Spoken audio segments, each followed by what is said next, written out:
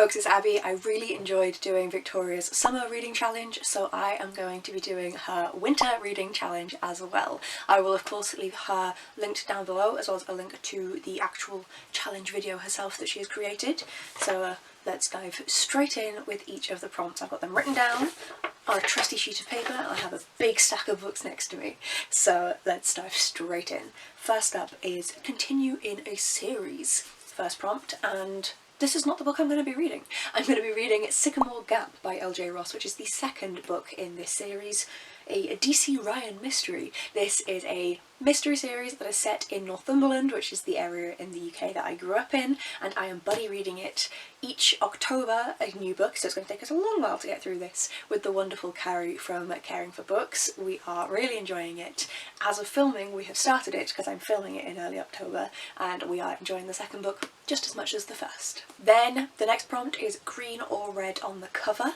Thankfully it can be all, because there's not many that have both, and I'm going with Mina and the Undead by Amy McCaw. This is a YA mystery that is set, I assume, in the 80s. Obviously I haven't read this yet. Set in New Orleans in the 90s, my apologies, to visit her estranged sister Libby, and it's New Orleans Fang Fest 1995. Mina's having a summer to die for. This sounds perfect for an October read. Little bit weird for a winter one, but that's what you get when you have it October to December. Then the next prompt is a random pick. So you meant to randomly generate, and I wasn't sure whether to do my TBR wheel or whether to do this little TBR jar that I have that I used to do each month in 2024, and I've not touched it in 2025, so there is a fair chance I've read these books, but we're going to give it a shot. What am I adding? House of Open Wounds, you fucker. That is... why? I'm saying that because although I adore Adrian Tchaikovsky, I remember the first book being very difficult to read, like a really slow read. But that is the random pick, apparently. This is the second book in a series. I haven't read the first one in forever. It's a fantastical series. There's gods, there's evilness. What is this? I don't really want to say this because I don't want to spoil it for anybody. Oh, it's even Postal. Okay, fine. House of Open Wounds. Bloody jar. I think this was like new books that I got in 2024 and I added them as I got them. I don't know. It was going to be something bad, so let's just plop the jar back where it belongs. Then the next one is to read a non-fiction book. I have already started this one. Like I said, I'm filming this on the 7th of October. I know it's going up a while later. Leave me be. It's my birthday month. I needed to pre-film. But this is Eleanor by Alice Loxton. This is a book that follows Alice's walk, the 200-mile walk from Eleanor's death place near Lincoln all the way down to London as Edward I took her back to Buckingham Palace, I guess. Don't know where she was actually buried. I'm sure I'll find out soon enough. She walks this whole route and it's all about the history of Eleanor and the history of these places in the 1200s. So, very interesting. The oldest book on my TBR.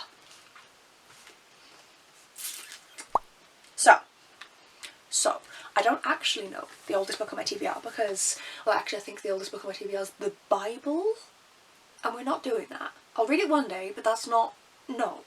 I'm also an atheist, so no.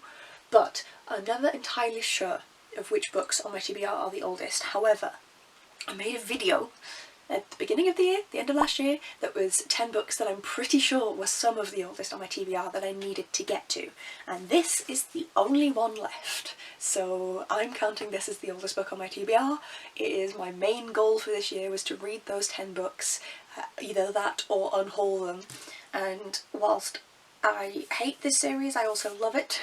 This is the third book in the War of the Worlds series, I think it's called. Centuries trilogy? That's the one.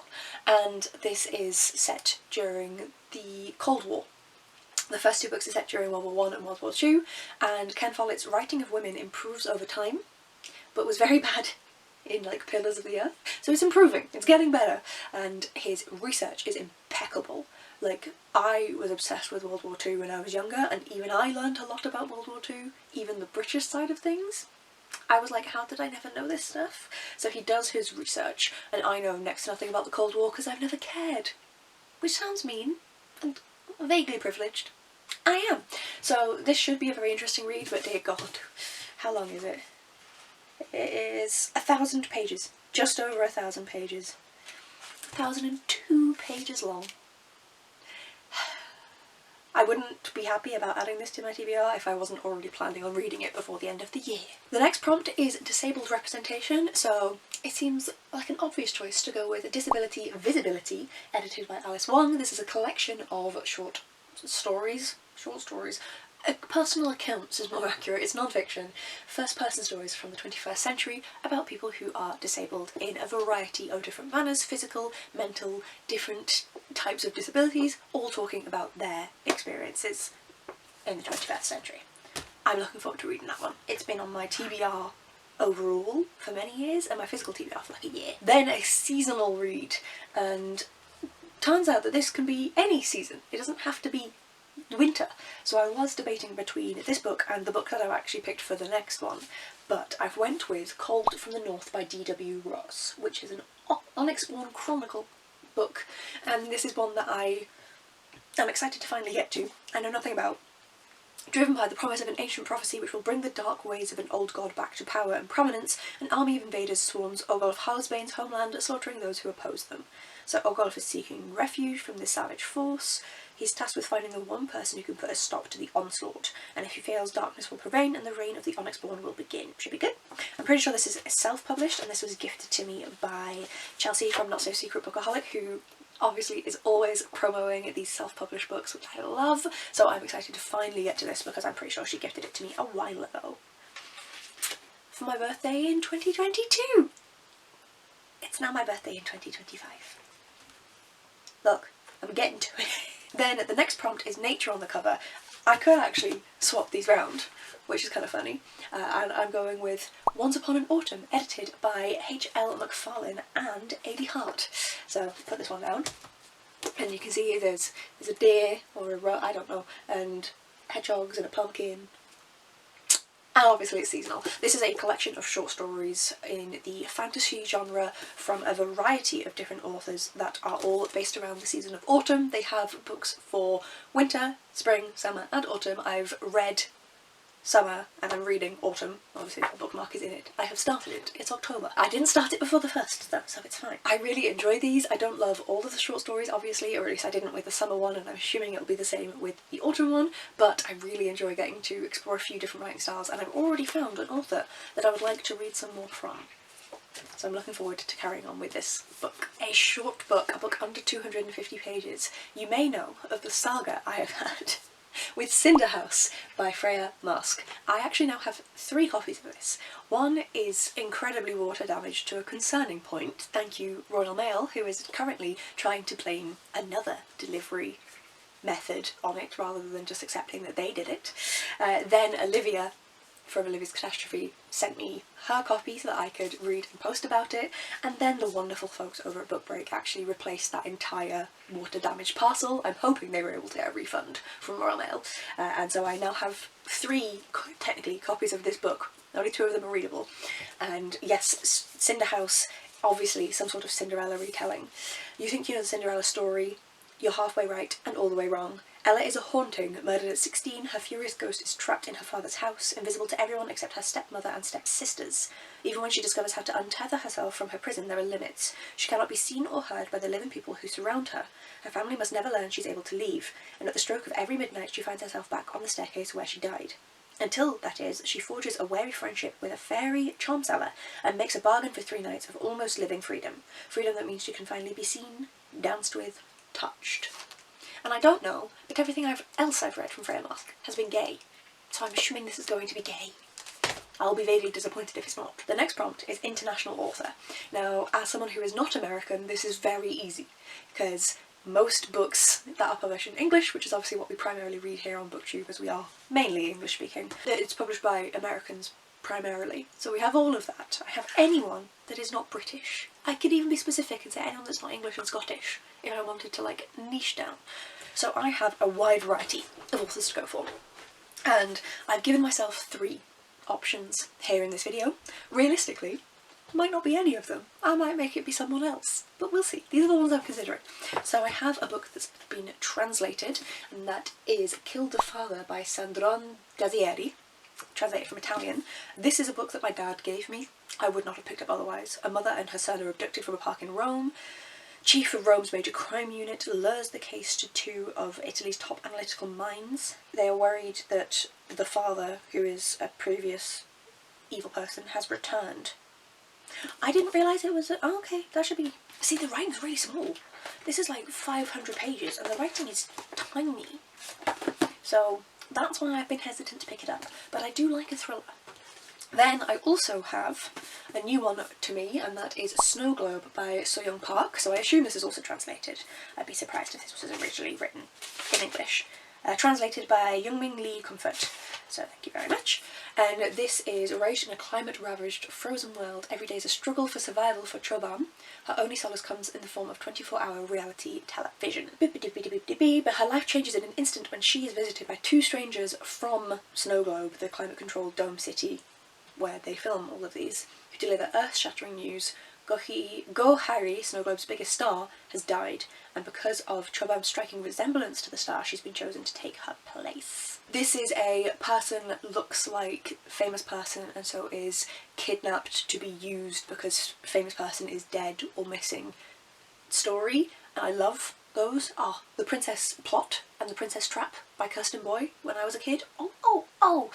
But this one is set in a climate-ravaged frozen world, and Choban looks like Gohairi, Snowglobe's biggest star, and Snowglobe is the place where it's actually still warm.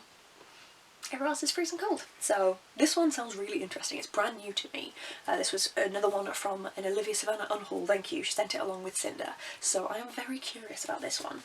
And then the other option, so if I didn't say Italian, Korean, South Korean. And then my final option is an American, and that is Nana Kwame Adjei-Brenyah, and that is Chain Gang All Stars. So this is controversial entertainment program theme inside America's prison system. In packed arenas, live streamed to millions, prisoners compete as gladiators for the ultimate prize, their freedom. And I've seen this compared to the Hunger Games. It's meant to be really good. It's a discussion on America's prison system, as well as a discussion on racism, on everything. Over medification of everything. So these three, a brand new book, one that I think is going to be amazing and so I'm nervous to pick up, and one that I don't want to pick up but I will probably enjoy if I do. Watch the book that I count for international author be none of those three. The next prompt is faces on the cover. This can be any sort of face, an animal face, a robot face, a human face. I've went with a human face, and that is The Girl in the Steel Corset by Kady Cross, the first book in the Steampunk Chronicles. This was gifted to me by Carrie from Carrie from Caring for Books. Jesus. And this has been on my TBR for years, and I've just never found the excuse to pick it up. So I am reading it in 2025. I swear to God. In 1897 England, 16-year-old Finley Jane has no one except the thing inside her. There's a darkness within me, something I can't always control. If you like a girl with a secret side, you're gonna love me. So this should be fun. Then a second-hand book. I had a lot of options I could have picked for this. This, whilst it was gifted to me by Carrie, was a second-hand purchase. Love. So that could have been an option. I have 1,000,001 second-hand books, but I've decided to go with one that was unhauled to me. Again, this is Olivia from Olivia's Catastrophe, and this is Shamiso by Brian Chikwava, and it's an arc. So let me get the information up. So this book seems to follow Shamiso, who is a young girl taken by her family from rural Zimbabwe to bustling Harare, and then she ends up in Brighton in England, and she has to find a new family and a new way of living. She falls in love for the first time, and she's trying to find love, and there's sexism, there's homophobia, there's racism, and I imagine that despite being tiny, this is going to be quite an impactful book. So that is my second-hand book option there. This stack is getting a bit precarious that I have over here. You can't see it, that's for the best. The next prompt. Food on the cover. The Menu of Happiness by Hisashi Kashiwai. I'm so excited for this. So this is the third book in the Kamagawa Food Detectives series. This is a former police detective has retired. He now runs a very small and hidden away restaurant, and if you go in there and you tell him about a meal that you had one day years ago and you give him as much detail as you can, he will do his best to track that meal down and remake it for you.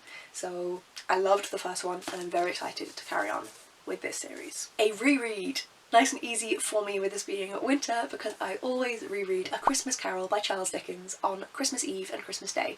This copy is 100 pages, so I read 50 pages on Christmas Eve and 50 pages on Christmas Day. I love this classic. I get more and more from it each time I read it. I've read a few books from Dickens now, I think 5 and 4 or 5, somewhere around there, and this is still my absolute favourite. Then a book by a BIPOC author, and I'm going to go with Among Flowers by Jamaica Kincaid. This is a travel memoir of Kincaid's chronicles through Nepal, where she's hiking around the landscape and she has an uneasy relationship with her Sherpa guides and the Maoist guerrillas who remain a constant presence on her journey.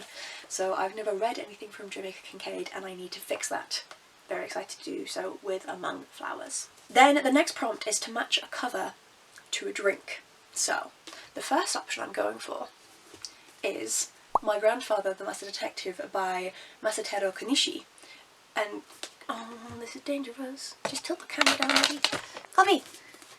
Book! Yeah? God, I'm white. Fix it, please. Autobalance. So do excuse the mug. This was gifted to me by Caitlin from Letters from Kinraddy and is not appropriate for children. It is my favourite mug. My coffee has went cold whilst filming. Wonderful. This is a milky brew and will match My Grandfather the Master Detective. This is a story about the grandfather and granddaughter. The grandfather was once a key member of the Waseda Mystery Club and they solve lockroom murders to confounding missing person cases. So this should be a lovely fun read. I was also tempted because, look, I use this as an excuse to make myself 2 hot drinks. So a book that I'm going to be mentioning later is When We Were Monsters by Jennifer Niven, and if I tilt you down once again, I feel like it would match my sour cherry tea very nicely. Just me? That's cold as well. I've been talking for too long. Quail Surprise. That's my main option for matching the drink, but I do have, as I demonstrated, a variety of choices. But that's what I'm going to go for. I know it's not entirely brown, but I feel like it also gives the vibe of coffee. That was my eye. The vibe of coffee. So that's what we're doing. Then we have a library book or a borrowed book, and for me that's going to be Going Postal by Terry Pratchett. I borrow these books from my partner. This is my other half's edition. I love Terry Pratchett. This one is a Industrial Revolution book all about the postal system, so should be good. Love it is spoiled. Love it is spoiled. Then a cold word in the title. I've went with Bitter Blue by Kristen Kershaw, and this was prompted by the next book in the series, Winterkeep, and I was like, oh well, how annoying, I can't pick that one, I've not read Bitter Blue. But realistically, bitter, like biting cold. Oh, it's bitter out there. It's bitter out there. Look, I'm just saying, I don't know if you say it in your place, but I say it in the northeast, so bitter, as in like bitterly cold. That's what we're doing. This is the third book in a series. I haven't read the series in forever, but it's a high fantasy series and Bitter Blue is actually the name of the princess in this. I really like them, even if I can't describe them very well. Queer rep, we are going with Sawkill Girls by Claire Legrand. There are lesbians galore in this book, and we love it. There is a girl who has just moved to Sawkill Rock, both. She's the new girl and she has a sister who is very outgoing and is taken under the wing of the popular girl. There have been lots of murders and missing girls on this island and things start to go wrong and they have to try and stop it in a fantastical way. So the next prompt is the newest book, and this one, I'm like, what do you mean the newest? Victoria said that this is the book that has most recently come in to your TBR. It doesn't need to be the most recently published, and I am very privileged in that I'm gonna have a lot of books in this 3-month period. Like, I say a lot of books, I already know of 5 that are in my house, they're on the floor. in a parcel that have been sent to me for my birthday. So I have my birthday with a minimum of 5 books, and I know that more are coming. And then also I have Christmas, and then I have any that the publisher may or may not send to me.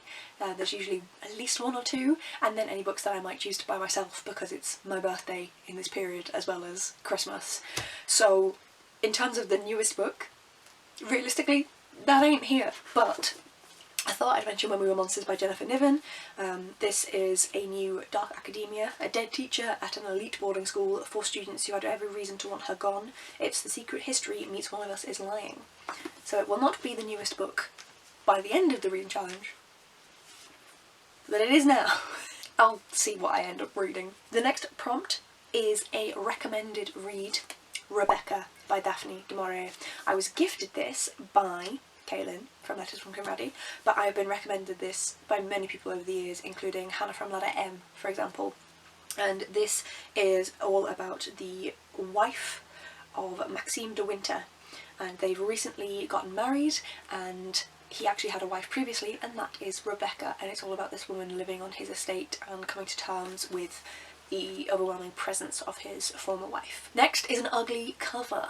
I've went with American Monsters by Derek Landy. It's just objectively not great.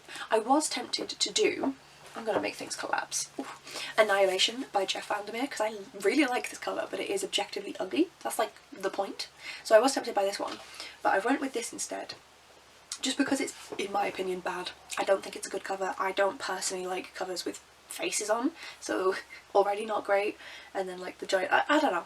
I just think this is cheesy and shit. This is a non-skullduggery related book by Derek Landy, unusual I know, and this follows a girl who's 16 I think when the trilogy starts, and she discovers that she and her parents are actually demons, and her parents actually want to kill and eat her to rejuvenate themselves, and so she escapes and ends up hunting down other demon evil things, including her parents, and this is the 3rd and final book in the trilogy. It is set in the States, and all of the characters are American, and I am looking forward to finishing off the trilogy. It's fun. It's not as good as Skullduggery, but it's fun. Then, a book with even pages.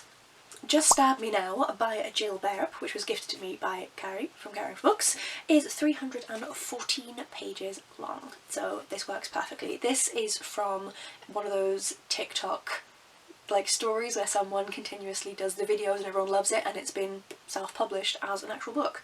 So Caroline Lindley is determined that her new romance novel will be her best one yet. Fantasy, formal gowns, fencing, and of course a 20-something heroine to star in an enemies to lovers plot with all of Caroline's favourite tropes. But Lady Rosamund Hawkhurst is a 36-year-old widow. She has a water stop and 2 children to get home to, and flatly refuses to take the correct approach to there being only one bed. What is an author to do, especially when discussions with her editor might reveal that he and Rosamund's hot enemy have some suspicious similarities? This should be a very fun read, and yes, 314 pages. Final prompt, if I can pick the book up, is to finish a goal, and I struggled with this one because I could not remember most of my goals that I set at the beginning of the year. I wanted to read diversely. There's a fair amount of that on this stack.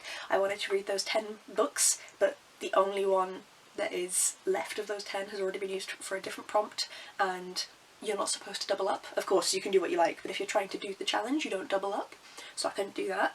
And then I've been trying to finish off series. Obviously I just mentioned American Monsters, can't double up. So The Ending Fire by Sarah L. Arifi is the 3rd and final book in the Final Strife series. I adored the Final Strife. I really enjoyed the, oh my god, what is it? The Battle Drum. I did, I promise. Such a bad names. And I am terrified of reading The Ending Strife because I've heard, The Ending Fire, because I've heard very mixed things. Some very good, some very bad. I'm terrified of reading it, and I'm aiming to finish series this year. So I'm going to read that and see how it goes. Wish me luck. But those are the, oh my god, 1, 2, 3, 4, 26 books that I'm hoping to get to for Victoria's challenge. Obviously there's 3 for the one prompt, so like, There is also a square in the middle that Canva was being awkward with, but it's actually a self-care square, and I'm sure I'm going to manage that easily, what with Christmas and also my birthday being in these 3 months, so I'm sure I will do some form of self-care. But yes, I am looking forward to diving into these. I am not used to, this is obviously 2 times now where I've had a TBR set for the next 3 months, and I'm used to picking them each month, and I don't know yet whether I love or hate it. We will see by the end of this time. I like the this is what you're reading, but I also miss the exploratory, but I feel like this is doable. I feel like it's doable, so I'm going to stack these all up. This is what I'm going to be picking from if I ever deviate from a TBR, and yeah, wish me luck. Again, everything is linked down below, so anyone that I've mentioned, and also obviously Victoria and her video, please go and check that out because she is a wonderful human being. And I will see you folks in the next video. Bye!